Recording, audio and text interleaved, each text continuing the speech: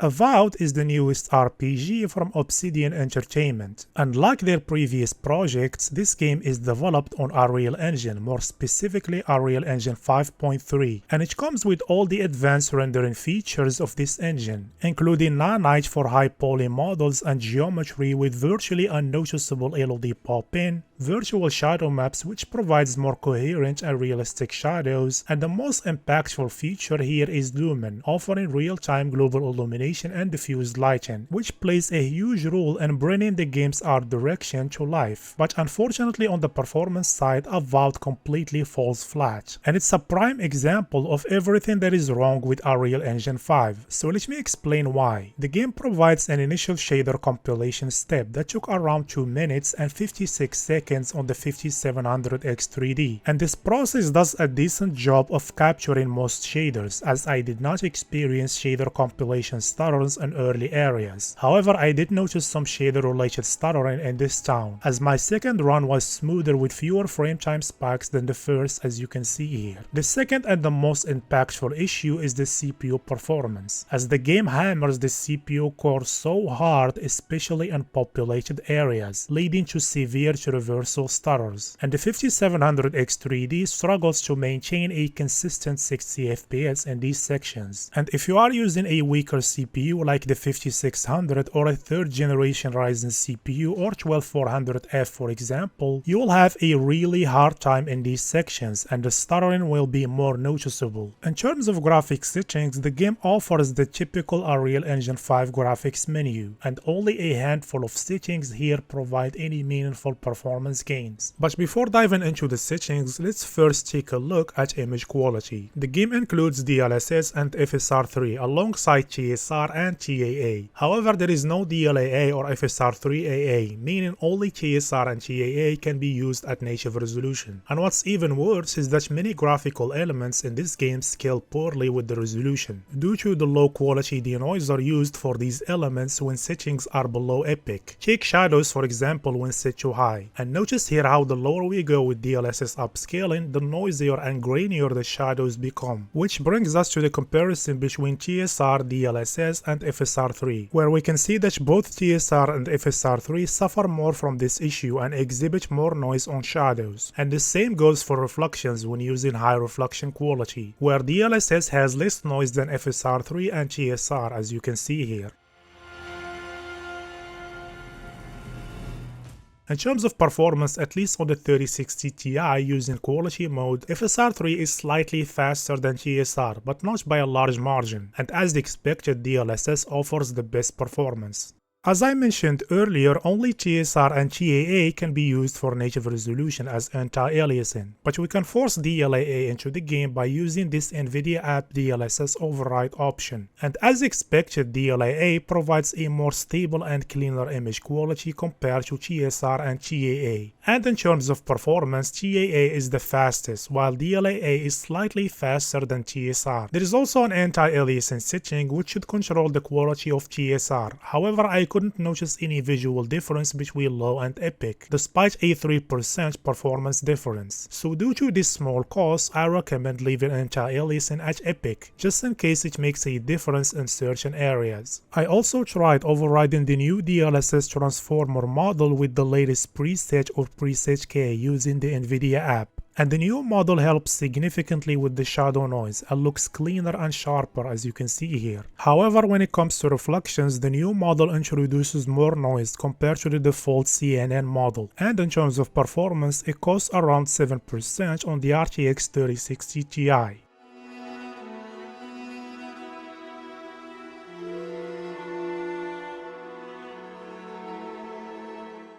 For frame generation, the game is limited to DLSS FG, which requires an RTX 40 series GPU, and unfortunately there is no support for FSR3 frame generation, but you can use mods like Nukem's frame generation mod, which replaces DLSS FG with FSR3 FG. To set it up, download the universal version of the mod, then navigate to the game's installation folder and follow this directory, where we are going to copy the mod's DLLs. Start by trying the version DLL, and if that doesn't work, try this one, which is the DLL that worked on my system. Also, don't forget to enable hardware accelerated GPU scheduling in Windows, otherwise the mod won't function properly. And as you can see here, frame generation now appears in the menu. However, I run into a strange issue, where enabling this modded frame generation disrupts the stability of the frame time graph, and I'm not sure what's causing this. And while frame generation does improve frame rate smoothness, it does not fix the stuttering issue I mentioned earlier. Additionally, it comes with increased VRAM usage and adds input latency, which can be noticeable if you are sensitive to it, particularly in the first-person view. And the same applies to the game's official DLSS frame generation implementation, which works as intended but carries the same drawbacks.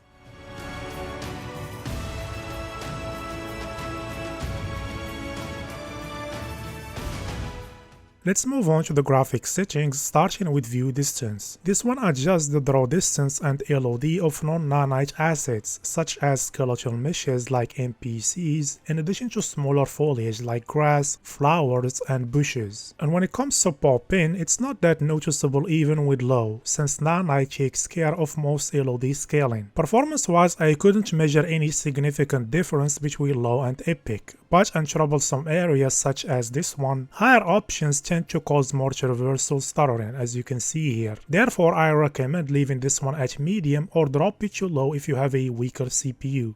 Moving on to shadow quality, this setting has a significant impact on both visuals and performance. On low, shadows appear uniformly sharp, blocky, and aliased. Stepping up to medium significantly improves the resolution and realism of shadows, and going further to high and epic reduces the amount of noise that we talked about earlier. This setting also affects the draw distance of shadows, as you can see here. And as we saw in many Unreal Engine 5 games, volumetric effects are also influenced by shadow quality. In terms of performance in this scene, going from low to medium costs around 6%, to high 11%, and to epic 22%. So for this one I recommend high, but if shadow noise doesn't bother you or if you are playing at a higher resolution, you can drop it to medium. Next we have texture quality. Now similar to many other Unreal Engine 5 games, this game dynamically loads the appropriate textures based on available VRAM, which is why we can see no significant difference in texture quality between the options. However, there is a noticeable difference in anisotropic filtering quality, as you can see here. When it comes to VRAM usage, Avowed is surprisingly efficient. Even with epic textures, I did not encounter any issues on the 8GB RTX 3060 Ti at 1440p. So if you have an 8GB GPU, VRAM won't be a problem, and I recommend keeping texture quality at epic. Let's move on to shading quality, and I had a hard time spotting any noticeable visual impact from this setting. I tested it in multiple areas where I expected a difference, but switching between low and epic showed no visible changes. And performance-wise, this setting has no measurable impact, so for now, just leave it at epic. Moving on to effects quality. As the name suggests, this setting adjusts the quality of various special effects. For example, with fire, higher options produce a denser and less flickery effect. Or here where the mist effect is entirely absent with low unlike medium, high, and epic. This setting also significantly impacts water surfaces, particularly refraction quality. On low and medium, noticeable noise and flickering can occur, whereas high and epic provide a much cleaner result. Performance-wise, switching from low to medium costs around 2%, to high 8%, and to epic 12%. So for the best balance of quality and performance, I recommend high.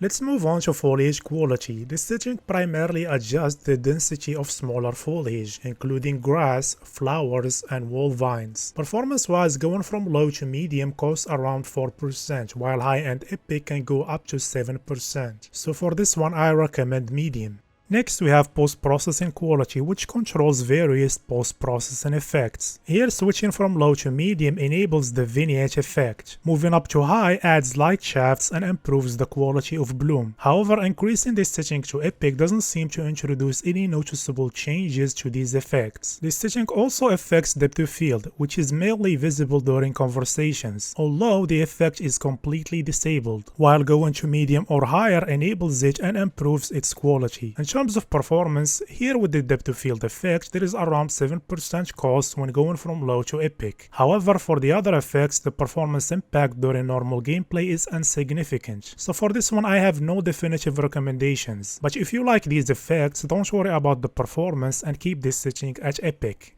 Moving on to reflection quality. This setting adjusts the quality of lumen reflections. Low disables lumen reflections entirely while keeping screen space reflections active. Going up to medium enables lumen reflections, and going further to epic improves the clarity of these reflections, which is more noticeable here with TSR upscaling, where epic significantly reduces the noise and reflections. However, this comes at a performance cost, because here going from low to medium and high reduces performance by around 8%.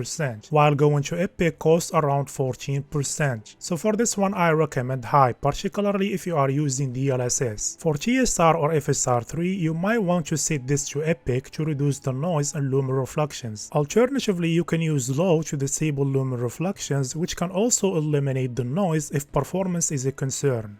Let's move on to global illumination quality. This one adjusts the accuracy of lumen global illumination. And here increasing the setting from low or medium to high significantly reduces light leakage and enhances the quality of ambient shading. Going up to epic further improves shading accuracy and adds more bounced lighting. However, unlike with reflections, epic here comes at a massive performance cost, as going from low to medium costs around 3% to high 4%, but jumping to epic results in a staggering 25% drop. So for this one I recommend high.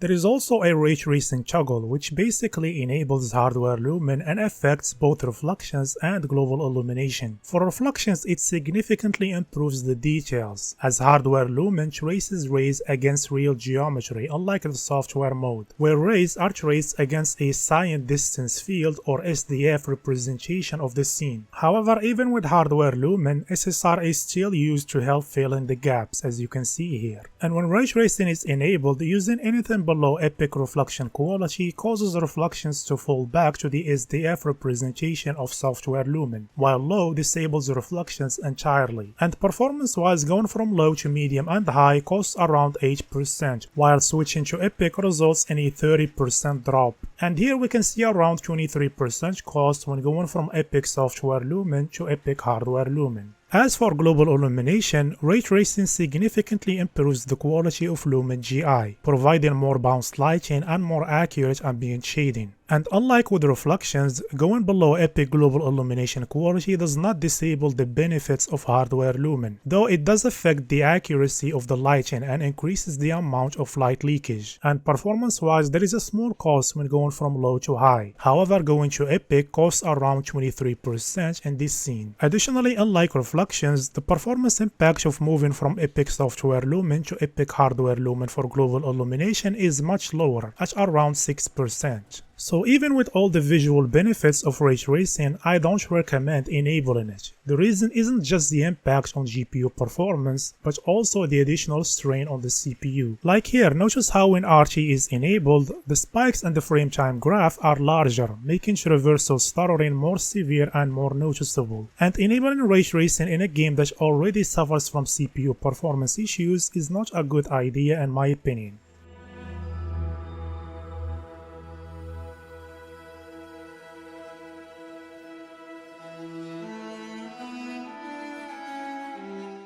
So given everything we've discussed so far, these are my recommended settings for Avowed.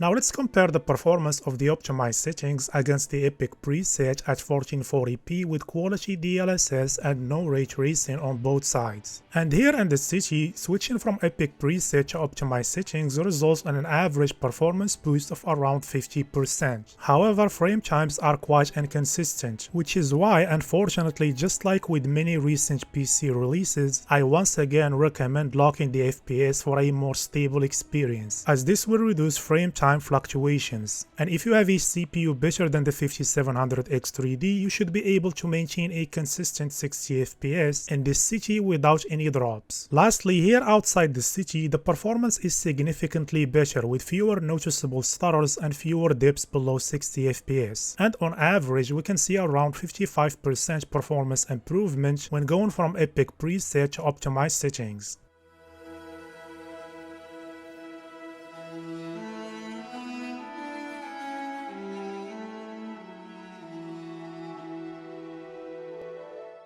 And with that, we arrive at the end. Thank you so much for watching and for your time. If you enjoyed the video, leave a like, and if not, leave a dislike. Don't forget to subscribe and hit the notification bell for future videos, and hopefully I'll see you all in the next one.